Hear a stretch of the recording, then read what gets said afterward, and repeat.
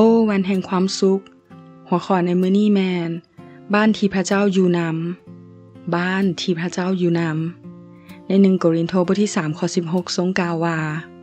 พวกเจ้าบ่ฮู้บ่ว่าพวกเจ้าเป็นวิหารของพระเจ้าและพระวิญญาณของพระเจ้าก็สถิตอยู่ในพวกเจ้าท่านร็อกเป็นผู้เชื่อที่นุ่มแน่นและมีอนาคตไกลในการเป็นผู้นำคนหนึ่งในประเทศของลาวแต่หลังจากได้ตัดสินใจเชื่อพระเยซูแล้วสิ่งหนึ่งที่ลบหลีกและหลีกเลี่ยงบ่ได้ก็คือการถูกกดขี่ข่มเหงต้องได้ประเสริญกับความทุกข์ยากที่จะเกิดขึ้นและเข้ามาบ่ว่าเวลาใดก็เวลาหนึ่งของชีวิตลาวว่าในช่วงเทศกาลปีใหม่ข้าน้อยได้อยู่กับบ้านและเป็นข้างทำอิฐที่ได้ต่อสู้กับวิญญาณของรูปเคารพในบ้านข้าน้อยจัดการโดยพระนามของพระเยซู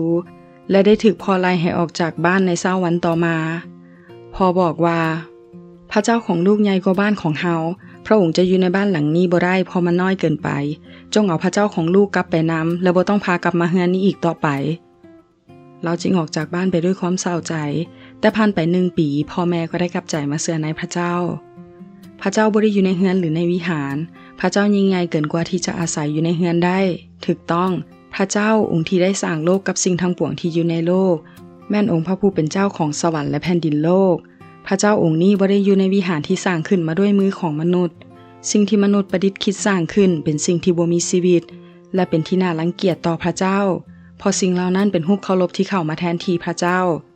สิ่งที่สำคัญที่สุดในพระเจ้าก็คือการทรงสถิตอยู่ของพระเจ้าถ้าปราศจากเรื่องนี้ก็คือคนที่มีแต่ร่างกายแต่บ่มีวิญญาณซึ่งก็คือการบ่มีชีวิตนั่นเองถ้าบ่มีการทรงสถิตอยู่ของพระเจ้าก็บ่มีพระเจ้าดาวิดมีใจที่อยากจะสร้างพระวิหารให้พระเจ้าแต่พระองค์ตอบว่าเฮาบ่ได้อยู่ในวิหารเฮาได้อยู่ในหอเต็นและหอเต็นศักดิ์สิทธิ์ที่ย้ายไปเรื่อยๆพระเจ้าเดินทางไปพร้อมกับชาวอิสราเอลและร่วมทุกข์ร่วมสุขกับพวกเขาพระเจ้าอยู่ในเฮาเพื่อให้เฮาเป็นวิหารของพระองค์พวกเจ้าบ่ฮู้บ่ว่าพวกเจ้าเป็นวิหารของพระเจ้าและพระวิญญาณของพระเจ้าก็สถิตอยู่ในพวกเจ้าวันนี้สถานที่ที่พระเจ้าอยากอยู่นำหลายที่สุดคือในจิตใจของเฮาพอชีวิตเริ่มต้นจากใจซึ่งนั่นเต็มไปด้วยความบาปพระองค์ต้องการอยากเข้าไปจัดการให้และท่านจะอนุญาตให้พระองค์เข้าไปบ่ขอพระเจ้าอวยพร